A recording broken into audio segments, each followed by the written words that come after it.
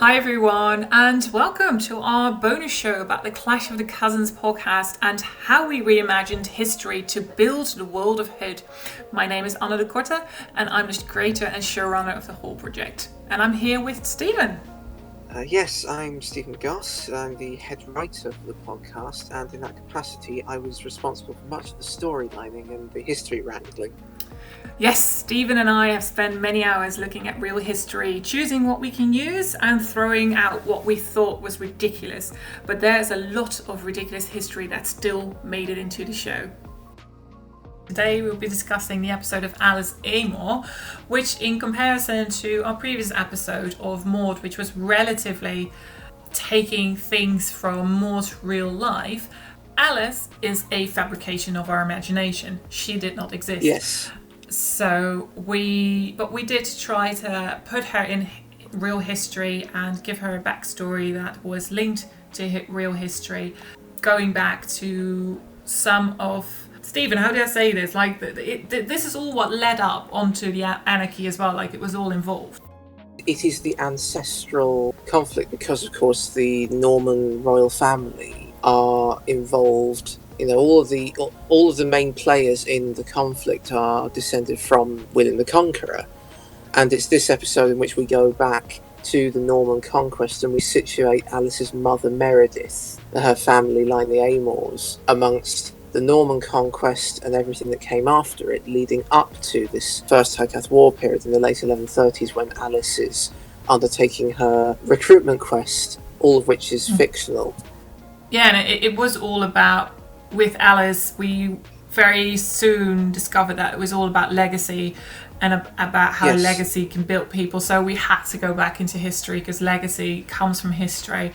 So aside from digging into real history with the Harrying of the North and the Norman conquest, we were also like, okay, we've got this real history, but what did that mean for the Hycathic? What did that mean for Alice's mother and Alice's grandmother? And what changed for them that created technically this urge for having a legacy, but also why do they dislike the church so badly, and why do they dislike all of these Normans so badly?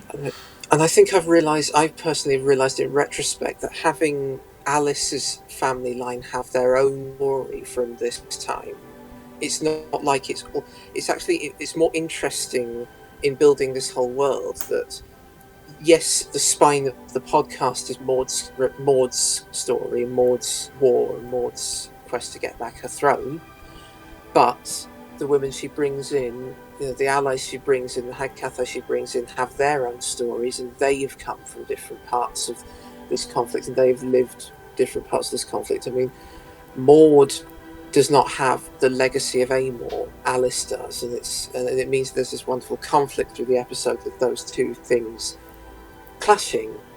You know, what Alice's mother Meredith has laid out for her as her life, and what Maud wants her to do. Yeah, so to first tackle like the real history that goes back a little bit, and I do think I'll probably ask Stephen a question because he's a bit more well read into this particular part of the history. So yeah, William the Conqueror came over. And what happened then, Stephen? I dug into this when researching for the wiki. It's absolutely crazy. You could describe it as a zigzag of quashing different, miniature rebellions by various Saxon, Viking, and Welsh insurgent elements. So it's sort of a repeating cycle of the Saxon earls submitting to William, then deciding they don't want to do that and mounting a rebellion and being quashed, some of them being taken prisoner, some of them fleeing. It's a couple of years of absolute mayhem.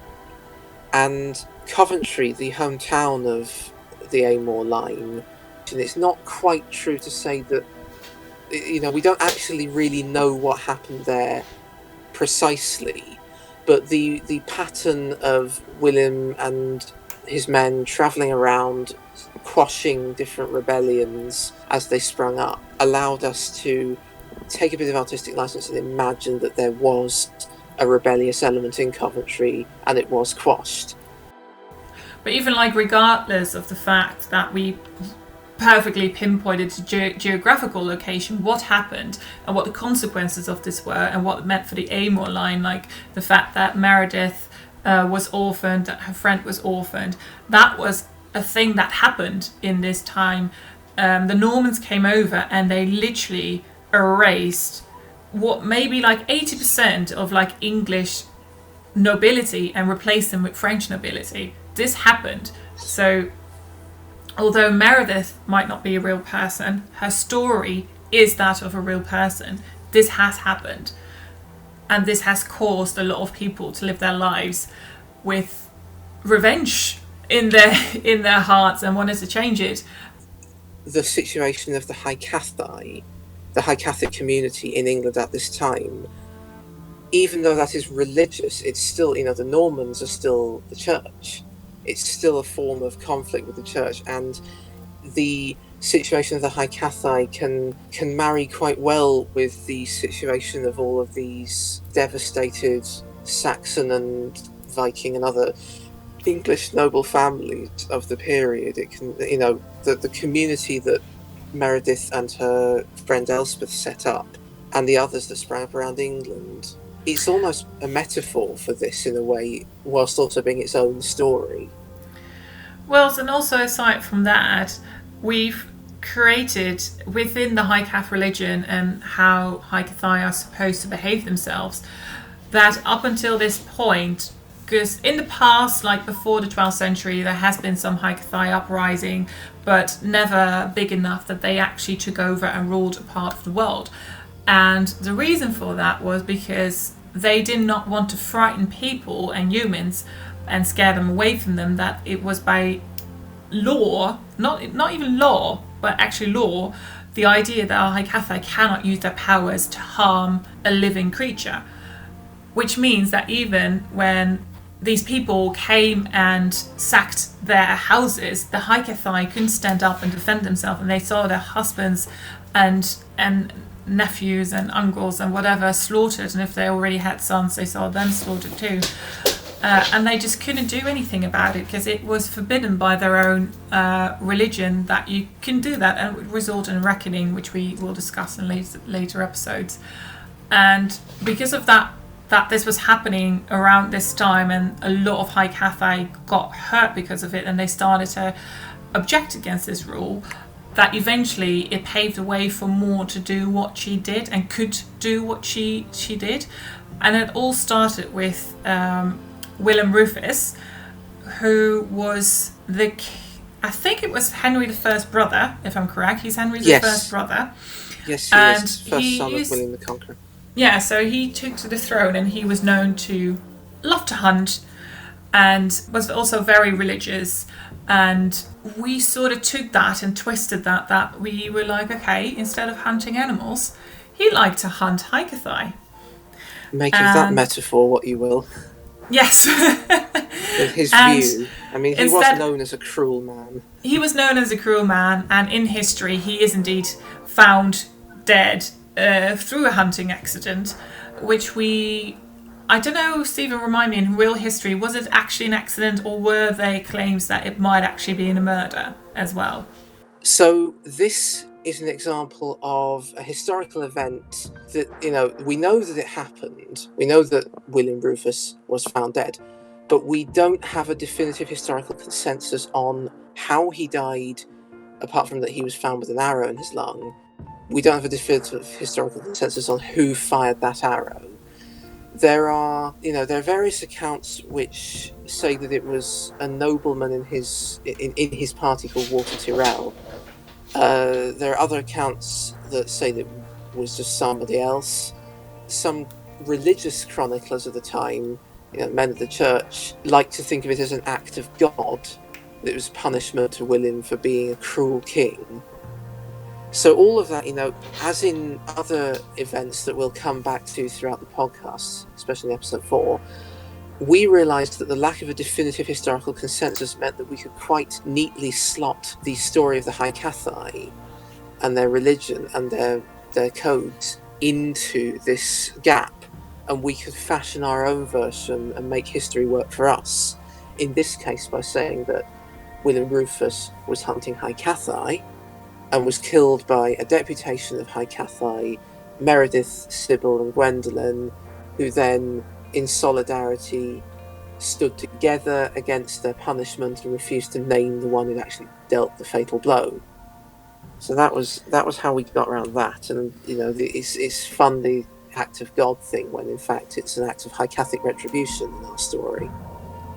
Another thing why this was really important is because of what happened here is what paved the way for Maud to be able to do what she did with that retribution. Because beforehand, within the Hycathic morals, you were not allowed to touch anybody under no circumstances. It would result in your own death.